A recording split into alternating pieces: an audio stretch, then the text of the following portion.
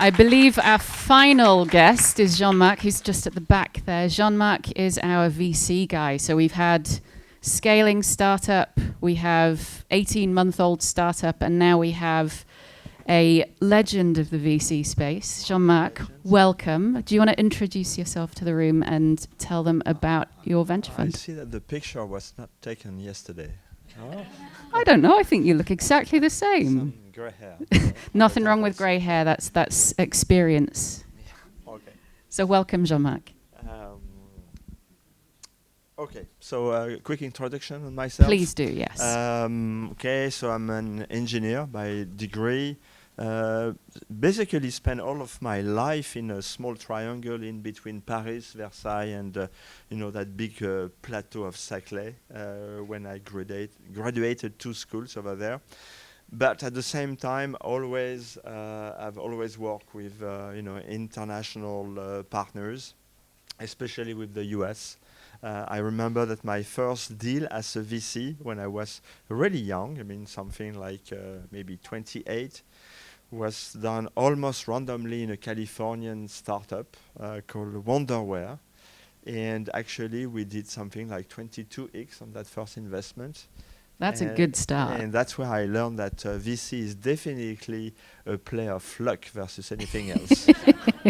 It was a time where basically you were doing your due diligence by calling. The only thing that you had besides calls or telephones were barely fax, right, and telex, and that's it. No internet. It was not in the 19th century. It was like. Well, I remember it, so okay. Don't worry, you're not alone. So you've been in VC for the whole time since then? Yes, since 1991 to be right. Correct. So what's the biggest difference that you see if you go back to 91 to now? What do you think the biggest changes in VC land have been for you? Well, again, I think that now VCs pretend that they are doing great returns because they are smarter than the others, where I think this is still about luck. Having said that, I think there has been a kind of progress. In the way we deep dive in the different verticals. I remember when I started, it was about doing VCs in health tech, in drug discovery, as well as software. And now things are definitely more complex, and you have to specialize. So doing so, because you're specializing, you have to pretend that it's not only about luck, but also about industry awareness, and also the valuable inputs that you can bring to a company. So you're at Pathak. Tell us a little bit more about Pathak, and do you have specialisms within Pathak? Yeah, at Pathak what we do is dealing with ones and zeros, anything that is digital. That's why we're still covering health, but from a very tech perspective. So that goes from AI applied to certain verticals to impact industries like recycling, fintech. The list is long. It has to relate to ones and zeros, to digital. Gotcha. And we are doing so in Europe, in the US, in Asia, Southeast Asia, and Korea, and Israel. That's an interesting mix of different geos, and knowing them a little as I do, they're very different. So do you see? Let's pick Israel and France as comparisons. Israel, startup nation. One of the things about Israel, necessity is the mother of all invention, right? So when you are being bombed by your neighbors, the need to build security software and high levels of weaponry and things like that becomes a really important thing. Equally, they have conscription. So every person goes into Israeli military and they learn a ton of skills that perhaps are quite transferable into startup land. So one of the things that I see about Israeli startups is that it's like it's the DNA of the country almost. What do you think between, say, somewhere like in Israel and France? Are there key differences that you see, or perhaps something that's unique about France that makes French entrepreneurs actually have something a little bit different than, say, an Israeli? I like very much doing deals in Israel, actually. And after that Californian company, the next successes I managed to invest in were actually Israelis. In some aspects, the Israelis look like French. It might seem weird to you, but they do have that sense of, that Mediterranean culture. Both, I mean, Ashkenazi and Sephardi. They do have that Mediterranean culture, that the way of addressing things, the way we do, that is not necessarily going direct, but taking the time, socializing. You can start a meeting with speaking about your vacation, about philosophy. They would not mind. They would even appreciate. This is not something that you would do in the US. Besides that, of course, they have the chance of being stimulated every day, as you say. This is a fighting nation, and they have no domestic market. So their business fight has to be undertaken abroad. And it starts, as a matter of fact, it starts with the US, because common language, common country, 300 million people market, and kind of diaspora network over there. They would like to do more deals in Europe, but it's more complicated for them, because many languages, intricate maze of regulations, and so forth. What we do at Pathaks is try to drive them the way of addressing as many European countries as possible. And does Pathak kind of invest in a specific kind of age of a company? Is it Series A, above, below, all of the above? I can sign you a check of 200k euros, which is already a big sum, and we can go up to 50 million. All right, so that's quite a broad range. Yes. Yeah. Is there a reason for that? Well, we started by venture, and realized that to cover the full spectrum of opportunities, we had to go on earlier stage, and also to make sure that we can continue to support these companies on the long range, on the long term. We built a growth fund so that we have the free desk, the free booth. So let's assume sorry, this guy just carting along super fast on a thing. It just caught my attention. Particularly if you're looking at a 200,000 euro check, you're right, it's still a relatively large sum of money, but it's still at the point where the product is unproven or the business is unproven. So what do you look for when you're writing those checks? What is it that you're looking for in the team or the founders or the business? We definitely cannot get the same kinds of KPIs and historical numbers.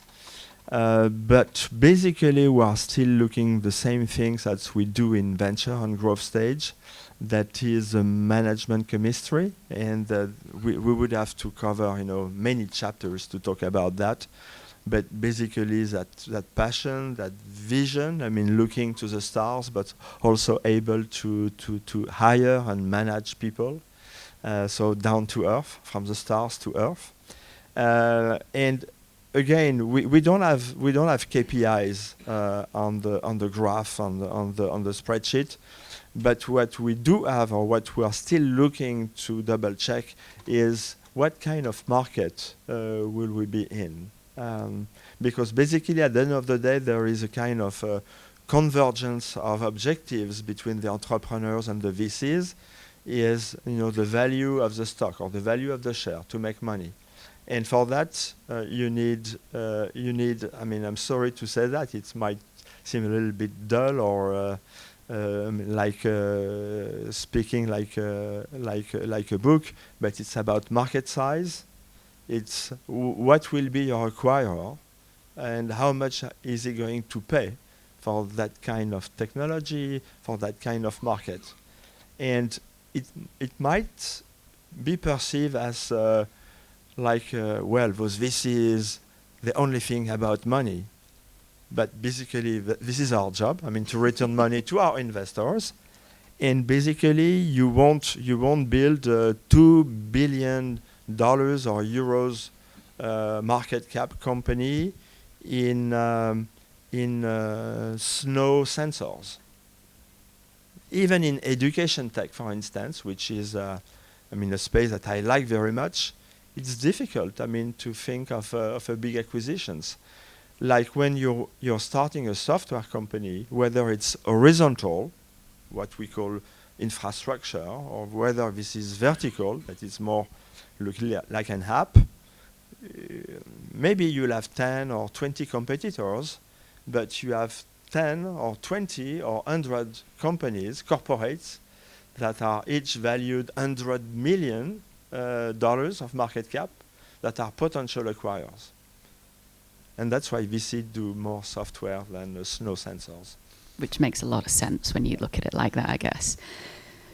If let's assume we've got a few folks in the audience who've perhaps never spoken to a VC before, what are some great hints and tips that you would give to early stage founders on how to approach having those first few conversations with a VC?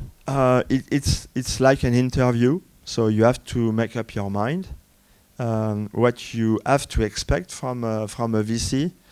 Is like the Napoleon officers, that they are lucky. So sometimes it's not easy to double check whether they are lucky, but still you can look at their track record. Second, you have to have in front of you people that you feel will challenge you. That means asking the difficult questions. It might not seem comfortable, but then at the end of the day, this is what is bringing value on the table. So you have to get in front of you people that are challengers, on top of being supporters, on top of being advisors. And definitely you have to have in front of you a contributor. Mm-hmm. Someone that you're the entrepreneur, you're Napoleon, so you're on the battlefield, you're the captain. But the VC that you have in front of you has lived 100 battles or battlefields. So you will wear the medals on your chest as on your entrepreneurs, but we have many, many scars on our skin. And from that, we can share that experience. And experience in many fields, such as how to hire, access to talents, business development, M&As. I mean, it's very rare that a VC evoke potential M&As for its portfolio companies. They are thinking exits, but before doing an exit, you can build a bigger company in a faster way in acquiring technologies or IP or more classic companies. So it's about exit, it's about M&As, it's about crisis situation. All of us have lived, tough crisis situation with syndicates, with unions, with state regulations, with internal management crisis. So it's all that experience that you have to leverage. Superb which means advice. that you have a lot of due diligence to do on your side. Yeah.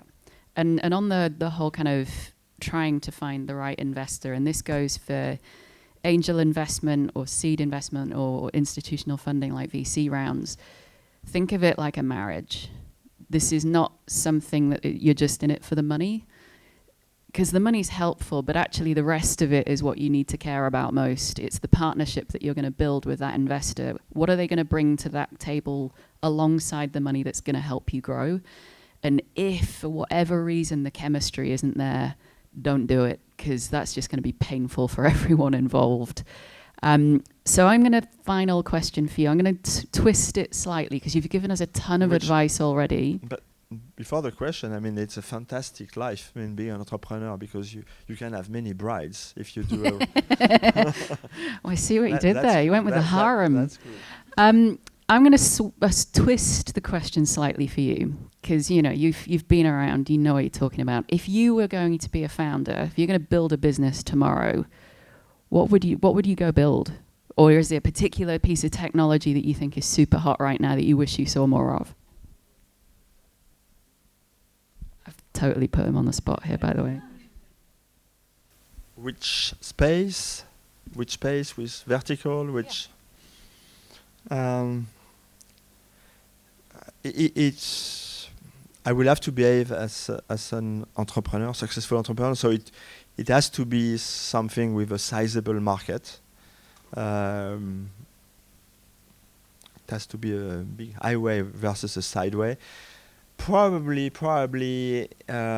on impact, on circular economy, recycling, and it's not only about being a new. What's the name of that Swede girl? Greta Thunberg. Yes.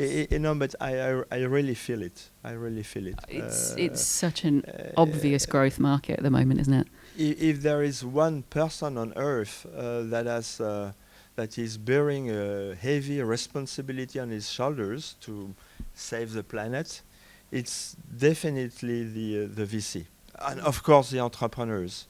But that duet of VC and entrepreneur, they're on the front line. So we are on the front line. Of course.